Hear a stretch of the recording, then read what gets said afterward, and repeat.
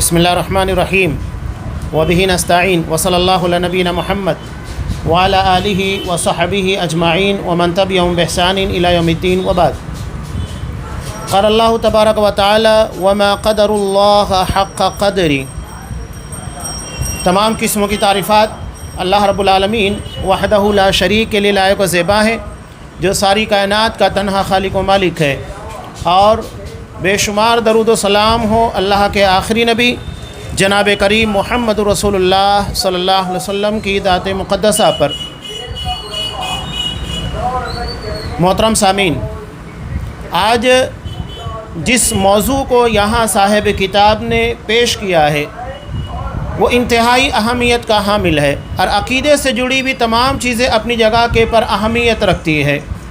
یہاں شیخ صالح الفوزان حفظہ اللہ نے جو عنوان قائم کیا ہے وہ ہے ان الفاظ کا بیان جنہیں اللہ کی تعظیم و شان کی وجہ سے کہنا جائز نہیں، یعنی ایسے الفاظ جو اللہ کی شان کے لائق نہیں ہیں، انہیں اللہ کے لیے استعمال نہیں کرنا چاہیے۔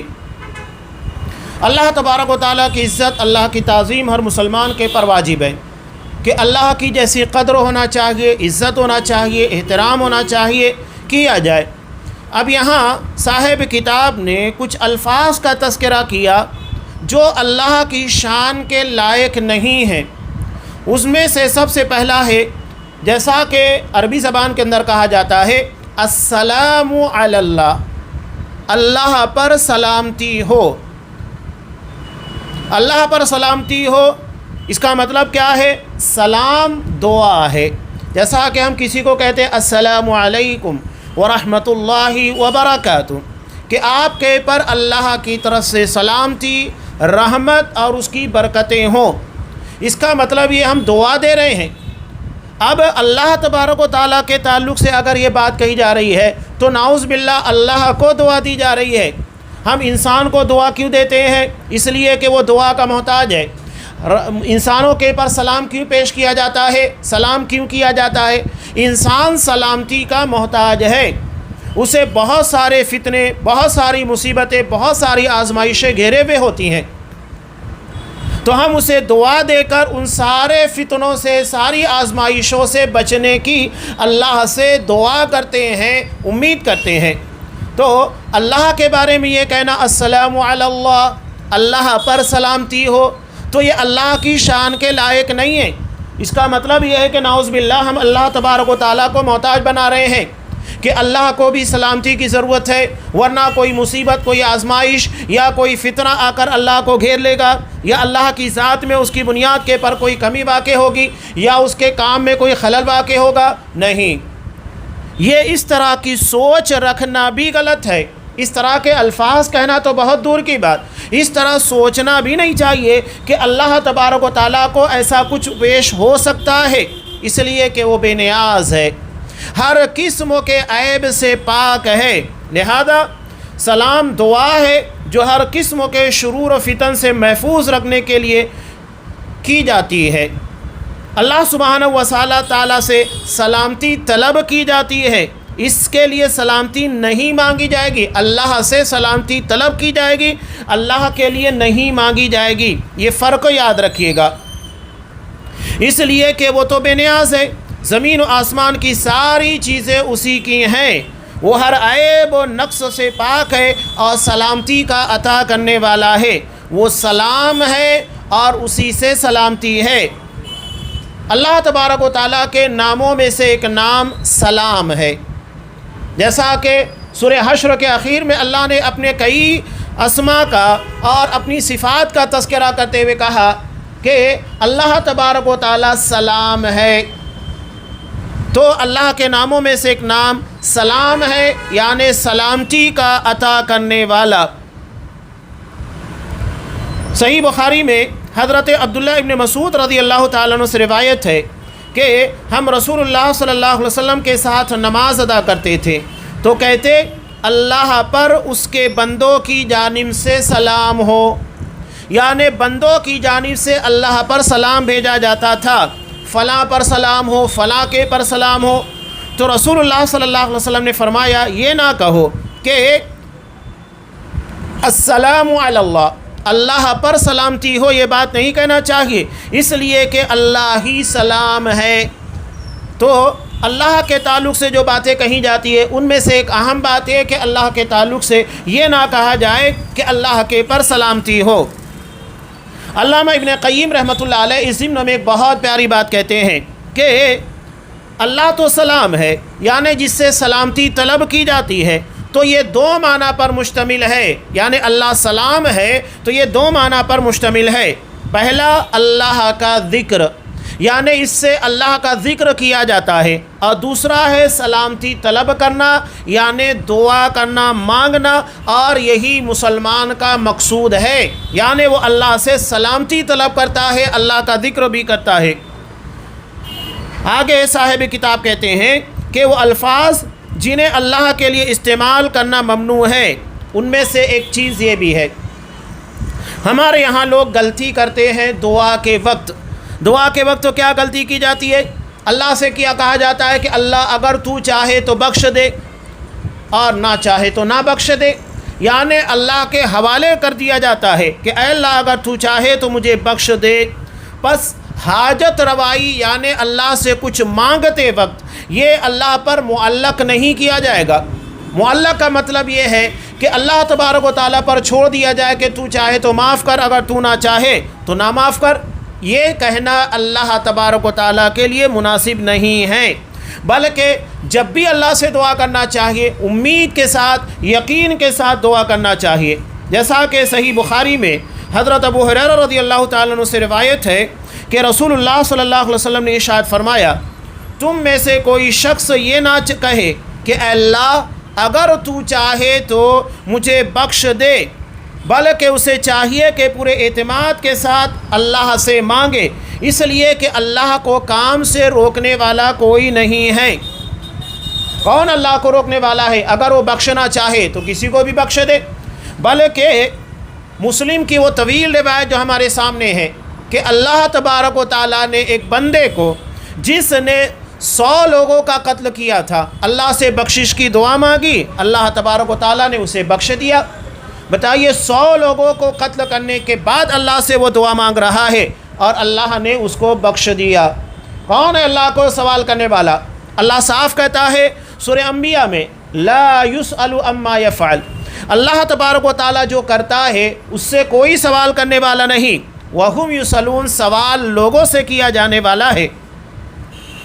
اور مسلم کی روایت میں ہے کہ پوری رغبت کے ساتھ، اس کی تعظیم کے ساتھ مانگے، اس لیے کہ جو بھی اللہ تعالیٰ کی عظمت کے ساتھ اللہ سے مانگتا ہے تو اسے ضرور نوازتا ہے، یعنی اللہ سے جتنی امید کے ساتھ مانگیں گے اللہ اسی کے بقدر ہمیں عطا کرنے والا ہے۔ اگر ہمارے دلوں میں یقین نہیں، امید نہیں، توکل نہیں، تو اس کا مطلب کیا ہوا؟ اللہ تبارک و تعالیٰ کے پر ہمارا یقین نہیں ہے تو اللہ کیوں دے گا؟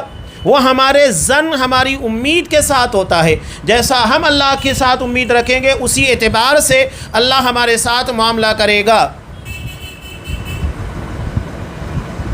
یہاں صاحب کتاب کہتے ہیں اس سے 2 باتوں کی وجہ سے منع کیا گیا ہے، یعنی جو اللہ سے مانگنا ہے تو پوری اللہ کے مانگنا ہے تو ضرور اللہ نوازے گا، اس کی عظمت کے ساتھ مانگا جائے تو اس کی پہلی وجہ یہ ہے کہ اللہ سبحانہ و تعالیٰ کو کام کرنے پر مجبور کرنے والا کوئی نہیں، برخلاف بندہ کے وہ جو چاہتا ہے کرتا ہے، یعنی بندے کو تو مجبور کیا جا سکتا ہے یہ کام کر یا یہ کام مت کر، لیکن اللہ تبارک و تعالیٰ کو تو کوئی مجبور کرنے والا نہیں کہ اللہ تو فلاں کو کیوں بخش دے رہا ہے، فلاں کو اتنا کیوں نواز رہا ہے۔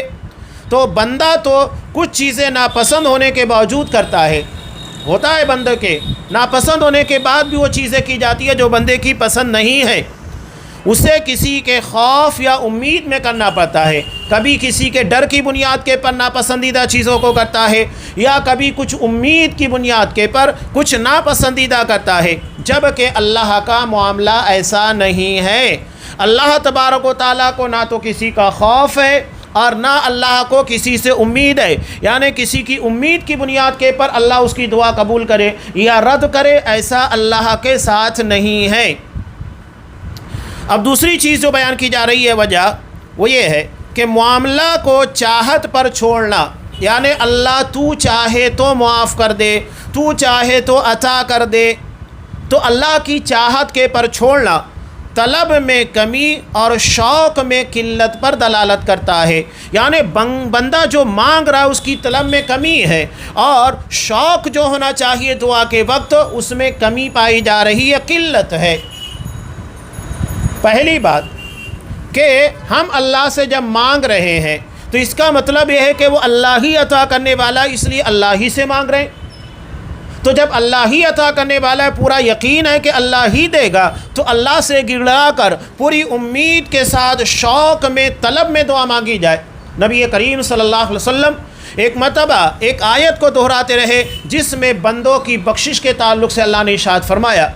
یہ حضرت عیسیٰ علیہ السلام اور ان کی قوم سے متعلق تھا کہ قیامت کے دن کے بارے میں حضرت عیسیٰ علیہ السلام کے بارے میں اللہ نے ارشاد فرمایا، جب اللہ ان سے سوال کرے گا کہ کیا تم نے میرے بندوں کو کہا تھا کہ اللہ کو چھوڑ کر تمہاری عبادت کرنے لگ جائے؟ حضرت عیسیٰ علیہ السلام کہیں گے نہیں، میں جب تک ان لوگوں کے درمیان رہا اسی بات کی تبلیغ کرتا رہا کہ صرف اللہ کی عبادت کی جائے، لیکن فلما توفیتنی کنت انت الرقیب علیہم، لیکن اللہ جب تو نے مجھے وفات دے دی تو اس کے بعد تو ہی ان کا نگراں ہے کہ وہ کیا کر رہے تھے کیا نہیں کر رہے تھے، میں اس کے بارے میں نہیں جانتا ہوں۔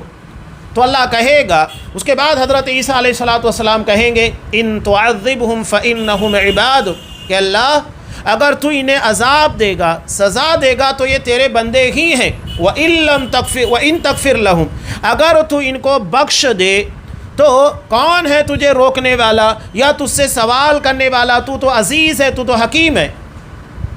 آج صلی اللہ علیہ وسلم اسی ایک آیت کو پوری تہجد اللہ تبارک و تعالیٰ کے سامنے دہراتے رہے کہ اللہ ان تعذبہم فإنہم عبادک، کہ اللہ اگر تو ان کو سزا دے گا اور ان کے پر اپنا عذاب نازل کرے گا تو یہ تیرے بندے ہے، اور اگر تو ان کو معاف کر دے، بخش دے، یقیناً تو غالب ہے، حکمت والا ہے، کوئی تجھ سے سوال کرنے والا نہیں کہ اللہ تو نے فلاں کو کیوں بخش دیا۔ تو یہ شوق ہونا چاہیے، دعا میں طلب ہونا چاہیے۔ یہی وجہ ہے کہ آپ صلی اللہ علیہ وسلم نے دعا کے تعلق سے کہا کہ اللہ سے تین مرتبہ مانگا جائے۔ جنت کے بارے میں آپ صلی اللہ علیہ وسلم نے کہا کہ جنت کے بارے میں جب اللہ سے سوال ہو 3 مرتبہ، اللہم انی اسألک الجنہ وما قرب الیہا من قول وعمل، کہ اللہ میں تجھ سے جنت کا سوال کرتا ہوں اور ہر اس عمل کا سوال کرتا ہوں جو جنت کے قریب کرنے والا ہے، اور جہنم سے پناہ طلب کرنا ہے 3 بار مانگیے، وَأَعُوذُ بِكَ مِنَ النَّارِ وَمَا قَرَّبَ إِلَيْهَا مِنْ قَوْلٍ وَعَمَلٍ، کہ اللہ میں تجھ سے جہنم کی پناہ طلب کرتا ہوں، مجھے جہنم سے بچا لے اور ایسے تمام اعمال سے جو جہنم کے قریب کرنے والے ہیں۔ تو 3 مرتبہ اللہ سے دعا مانگی جائے تاکہ اس میں تکرار ہو، طلب جھلکے اور شوق کا جذبہ دکھائی دے۔ تو یہ دوسری وجہ بیان کی کہ اگر کوئی اللہ سے یہ کہتے اللہ اگر تو چاہے تو معاف کرے اور نہ چاہے تو نہ معاف کرے، تو چاہے تو دے دے، نہ چاہے تو نہ دے، تو اس میں طلب میں کمی، شوق میں قلت پائی جاتی ہے۔ اس کا مطلب یہ ہوا کہ ملا تو ٹھیک ورنہ اس سے بے نیازی برتی۔ یہ طریقہ اللہ سے بے نیازی پر دلالت کرتا ہے کہ اللہ اگر تو نہیں بھی دے گا تو کوئی اور دے دینے والا ہے، نعوذ باللہ، کہ اگر تو نے نہیں دیا میں کسی اور کے در پر جا کر مانگ لوں گا، یا کوئی اور بھی عطا کرنے والا ہے، جو حاجت اور جو مشکل میرے سامنے پیش آئی ہے اس کو پورا کرنے والا، اس کو دور کرنے والا تیرے علاوہ کوئی اور بھی ہے۔ تو یہ چیز خطرناک ہے، سنگین ہے، یعنی یہ طریقہ اللہ سے بے نیازی پر دلالت کرتا ہے۔ جبکہ مسلم کی روایت میں مانگتے وقت تعظیم کا حکم دیا گیا ہے، یعنی اللہ کی عظمت، اللہ کی بزرگی، اللہ ہی عطا کرنے والا ہے، وہ ساری کائنات کا مالک ہے اور ہر چیز اس کے صرف کن کے اشارے کے پر پیدا ہو جاتی ہے، اس لیے کہ اللہ کو کسی چیز کو عطا کرنا مشکل نہیں ہے، یعنی اللہ کے لیے وہ چیز بڑی نہیں اور نہ ہی اس کا عطا کرنا کوئی مشکل امر ہے۔ یہ ہمارے اپنے اعتبار سے مشکل ہو سکتا ہے، ہم سوچتے ہیں کہ ہم اللہ سے جو مانگ رہے ہیں کہیں یہ بڑی چیز تو نہیں، یہ مطالبہ پورا ہوگا کہ نہیں ہوگا، یہ ہمارے اپنے اعتبار سے، جبکہ اللہ تبارک و تعالیٰ کے لیے کوئی چیز مشکل نہیں ہے، ہر چیز اس کے لیے انتہائی آسان ہے، اس کے نزدیک کوئی چیز عظیم نہیں۔ گرچہ وہ مخلوق کی نظر میں عظیم ہو، یہ اللہ کے کمال، اس کے فضل، سخاوت اور بے نیازی کی وسعت ہے۔ وہ بڑی بڑی چیزیں دے سکتا ہے، کوئی چیز اسے عاجز نہیں کر سکتی۔ وہ جب کسی چیز کا ارادہ کرتا ہے تو صرف یہ کہتا ہے کن فیکن، ہو جا، اور وہ ہو جاتی ہے۔ تو اب آگے یہ بیان کر رہے ہیں کہ وہ الفاظ جو اللہ تبارک و تعالیٰ کے لیے استعمال نہیں کرنا چاہیے، اس میں سے ایک جملہ اور بھی ہے۔ وہ جملہ کیا ہے؟ اللہ پر ایسی قسمیں کھانا جو روکنے سے متعلق ہو کہ وہ خیر کا کام نہیں کرے گا۔ اب مثال کے طور پر کوئی شخص قسم کھائے، اللہ کی قسم میں نماز نہیں پڑھوں گا، اللہ کی قسم میں روزے نہیں رکھوں گا، اللہ کی قسم میں فلاں شخصوں کو صدقہ نہیں دوں گا۔ یہی بات تو ہوتی ہے نا۔ اور یہ معاملہ حضرت ابو بکر صدیق رضی اللہ تعالیٰ عنہ کے ساتھ بھی پیش آیا، جب ایک طویل واقعہ ہے، حضرت عائشہ رضی اللہ تعالیٰ عنہ کے پر الزام لگایا گیا، نعوذ باللہ، اور بعد میں اللہ نے انہیں الزامات سے بری قرار دیا۔ منافقین کا ایک ٹولہ تھا جو ان ساری شرارتوں کے اندر ملوث تھا۔ اب ہوا یوں کہ اس معاملے کے اندر حضرت مصطح بن اساسہ رضی اللہ تعالیٰ عنہ، جو حضرت ابو بکر صدیق رضی اللہ تعالیٰ عنہ کے خالہ زاد بھائی بھی تھے اور غریب آدمی تھے، حضرت ابو بکر صدیق رضی اللہ تعالیٰ عنہ ان کے پاس صدقہ کیا کرتے تھے۔ یہ بھی منافقین کے بہکاوے میں آنے کے بعد حضرت عائشہ رضی اللہ تعالیٰ عنہ کے پر الزام تراشی میں شریک ہو گئے۔ لیکن جب سورہ نور کی آیتیں نازل ہوئی، نازل ہونے کے بعد جب یہ جرم ثابت نہیں کر پائے، الزام رہ گیا، تو انہیں بھی الزام تراشی، بہتان تراشی کے جرم میں 80 کوڑے مارے گئے۔ حضرت ابو بکر صدیق رضی اللہ تعالیٰ عنہ، ان کی بیٹی تھی حضرت عائشہ، اور صرف آپ کی بیٹی نہیں بلکہ نبی کریم صلی اللہ علیہ وسلم کی زوجہ محترمہ بھی تھی۔ یقینی بات ہے کہ کون سا باپ ایسا ہوگا جس کی غیرت اسے آمادہ نہ کرے۔ چنانچہ انہوں نے قسم کھا لی کہ میں آج کے بعد سے مصطح کے پر ایک پھوٹی کوڑی کے پر خرچ نہیں کروں گا، 1 روپیہ دینے والا نہیں۔ اللہ تبارک و تعالیٰ کو حضرت ابو بکر صدیق رضی اللہ تعالیٰ عنہ کی ادا پسند نہیں آئی۔ انہوں نے اللہ تبارک و تعالیٰ نے قرآن مجید کی آیت نازل کی، وَلَا يَأْتَلِ أُولِي الْفَضْلِ مِنْكُمْ وَالسَّعَةِ أَنْ يُؤْتُوا أُولِي الْقُرْبَى وَالْمَسَاكِينِ، کہ اللہ نے جن لوگوں کو نوازا ہے، یعنی جن کے پاس اپنی ضروریات سے زیادہ پیسہ ہے، وہ غریب لوگوں کے پر، قرابت داروں کے پر خرچ کرنے کے بارے میں قسمیں نہ کھائیں کہ ہم ان کے پر خرچ نہیں کریں گے۔ فَلْيَعْفُوا وَلْيَصْفَحُوا، چاہیے کہ معاف کر دے، درگزر کر دے۔ کیا تم یہ نہیں چاہتے کہ اللہ تبارک و تعالیٰ تمہیں معاف کر دے؟ تو چنانچہ حضرت ابو بکر صدیق رضی اللہ تعالیٰ عنہ نے فوری طور کے پر اپنی قسم کو توڑ دیا، اس کا کفارہ ادا کیا، اور حضرت مصطح بن اساسہ رضی اللہ تعالیٰ عنہ کو خرچ دینے لگ گئے۔ یہاں پر بھی وہی بات بیان کی گئی ہے کہ اللہ پر ایسی قسمیں کھانا جو روکنے سے متعلق ہو کہ وہ خیر کا کام نہیں کرے گا۔ یہاں پر مسلم کی ایک روایت ہے جسے حضرت جندب بن عبداللہ رضی اللہ تعالیٰ عنہ نے روایت کیا ہے کہ رسول اللہ صلی اللہ علیہ وسلم نے ارشاد فرمایا، آدمی کہتا ہے اللہ کی قسم اللہ فلاں کو نہیں بخشے گا، تو اللہ فرماتا ہے کون ہے جو قسم کھا رہا ہے کہ میں فلاں کو نہیں بخشوں گا؟ میں نے اسے بخش دیا اور تیرے عمل کو ضائع کر دیا۔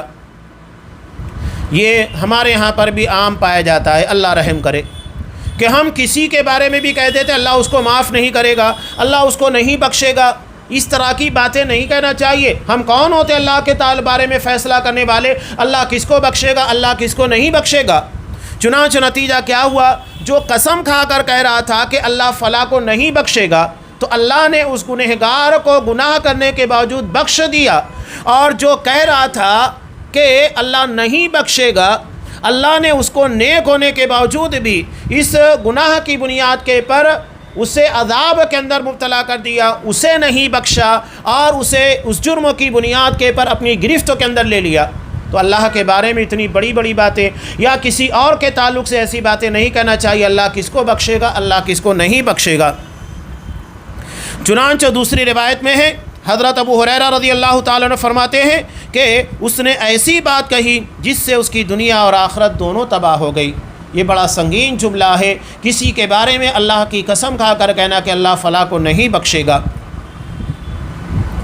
اب رہا مسئلہ، یہ بیان کر رہے ہیں اللہ پر حسن ظن رکھتے ہوئے اس سے خیر کی امید رکھنا، تو یہ جائز ہے۔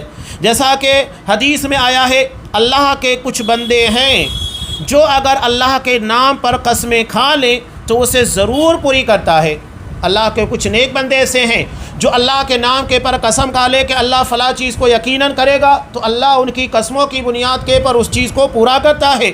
تو یہ حسن ظن کی بنیاد پر ہے، نہ کہ کسی کے بخشنے یا کسی کے معاف کرنے کے متعلق ہے کہ اللہ فلاں کو نہیں معاف کرے گا، فلاں کو نہیں بخشے گا، نہیں، بلکہ اللہ کے تعلق سے ایسی بات کہنا امید رکھتے ہوئے کہ میں اللہ کے نام پر اگر یہ قسم کھاؤں کہ اللہ ایسا کرے گا تو یقیناً اللہ حسن ظن کی بنیاد کے پر ان کی قسم کو پوری کرتا ہے، یعنی وہ جو کہتے ہیں ویسا ہی اللہ کرتا ہے۔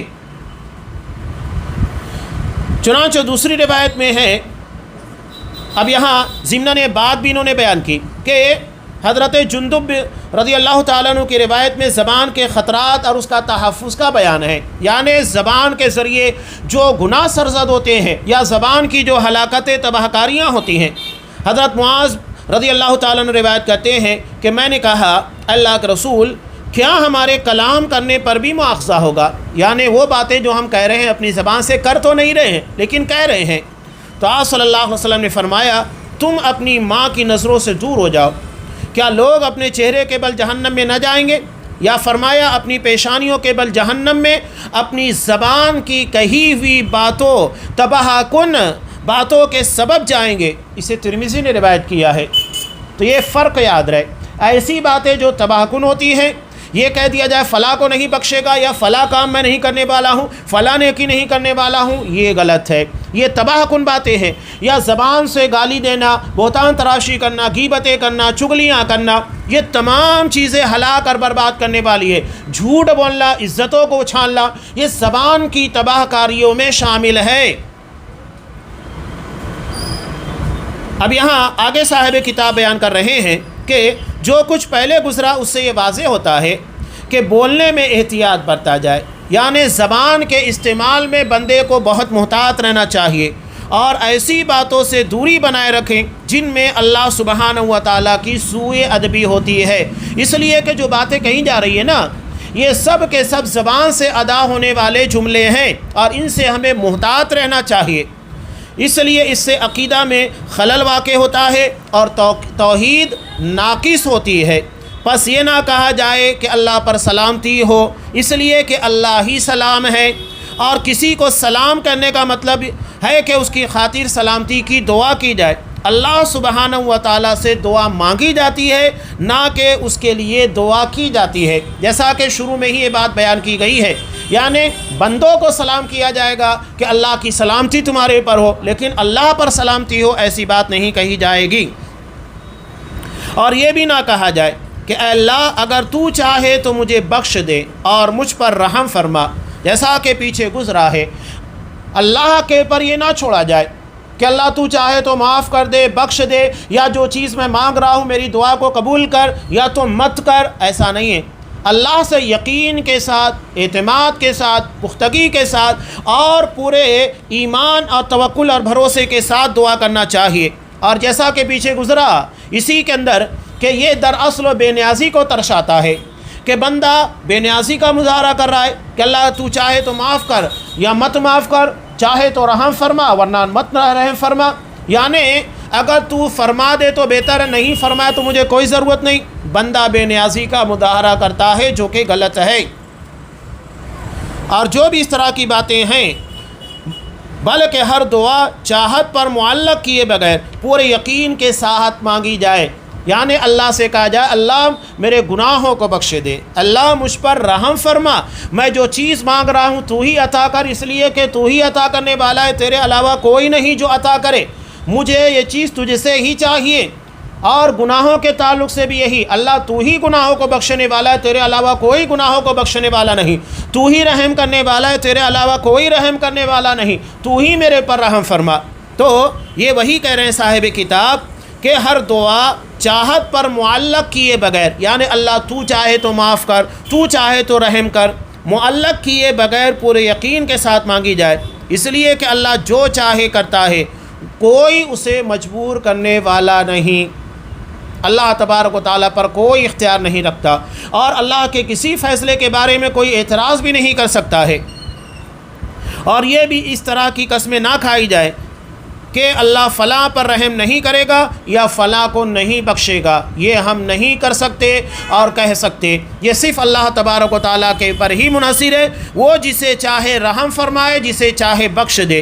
اس لیے کہ اس طرح اللہ کی رحمت کو روکنا اور اس کے ساتھ سوء ظن پایا جاتا ہے، یعنی اللہ کے بارے میں برا خیال رکھنا، بری سوچ رکھنا، اللہ فلاں کو نہیں معاف کرے گا، فلاں کو نہیں بخشے گا، جیسا کہ یہ کہنا ناجائز ہے، جو اللہ چاہے اور فلاں چاہے۔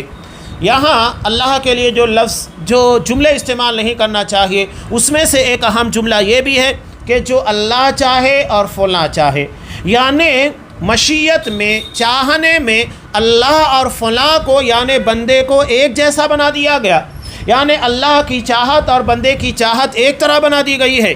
ہاں یہ کہہ سکتے ہیں جو اللہ چاہے پھر فلاں چاہے، یعنی اللہ کی چاہت کے تابع فلاں کی چاہت ہے۔ اب اس میں کوئی قباحت نہیں کہ اللہ تبارک و تعالیٰ کے چاہنے کے بعد کسی کی چاہت کو لایا جائے، اس میں کوئی قباحت نہیں، اس لیے کہ اللہ کی مشیت، اللہ کی چاہت مقدم ہے اور دوسرے کی چاہت کو بعد میں رکھا گیا ہے۔ تو یہ یہاں پر چند اہم باتیں تھیں، چند اہم جملے تھے جو اللہ تبارک و تعالیٰ کی شایان شان نہیں ہے، ہمیں ان کو استعمال نہیں کرنا چاہیے، اس سے بچنا چاہیے۔ اس طرح کے اور بھی جملے ہو سکتے ہیں جس کے بارے میں ہمیں محتاط رہنا چاہیے، جو اللہ کو زیب نہیں دیتے، اللہ کی شان کے لائق نہیں، بلکہ اللہ کی ذات، اس کی صفات میں نقص، عیب اور بندے کو اپنی جگہ کے پر بے نیاز بناتے ہیں کہ اللہ اگر تو چاہے گا تو معاف کر، ورنہ کوئی مسئلہ نہیں، تو اگر معاف نہیں بھی کرے گا تو کچھ نہیں ہونے والا ہے۔ یہ بے نیازی کا مظاہرہ ہے۔ اللہ تو چاہے تو دے دے ورنہ مت دے، اس کا مطلب یہ ہے کہ بندہ بے نیازی کا مظاہرہ کر رہا ہے کہ اللہ اگر تو نہیں بھی دے گا تو میرا کوئی مسئلہ نہیں ہے، چل جائے گا، جبکہ بندے اللہ کے محتاج ہیں ہر چیز میں، ہر معاملے کے اندر۔ اس لیے اللہ سے ہر چیز مانگنا چاہیے اور اس کے سامنے اپنے آپ کو فقیر ظاہر کرنا چاہیے۔